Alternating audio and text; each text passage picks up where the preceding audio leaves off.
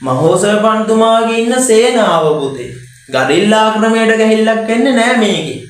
එතකොට අර කියලා ගහන්න දැන් බලන්නකො ගිරවා කෙලින්ම මූට බෙට්ටකුත් දාලා ඔළුවටත් බෙට්ටක් දාලා කටටත් බෙට්ටක් දාලා මූට ඕක් කරනවා ගිරවා. කේවට්ටයට. තොපගේ මන්ත්‍රණය සතර කම්මන්ත්‍රණය නොවේ. දැන්ම සකන්නවා ගියේ. කන්නහයකට ගියා. මූ ගෙලින්ම ගේම ඉල්ලනවනේ පුතේ. ඒ කියන්නේ ගේම ඉල්ලලා තමයි ගහන්නේ මේකේ. තේරුණාද?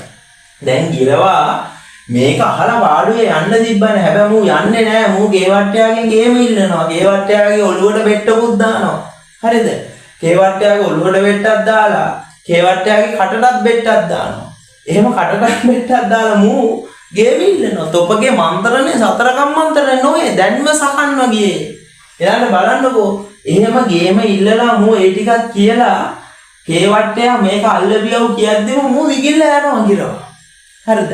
කෙලින්ම ගිරව ඉගිල්ලා යන්නේ මහෝසර පන්තුමා ගාවට. ඊළඟට ඡේදේ කියනවා ගිරා පඬිතුයාගේ මෙබඳු වතෙක් ඇත්තේ. වතෙක් කියලා කියන්නේ පුතේ ගිරවාගේ සිරිතක් තියෙනවා.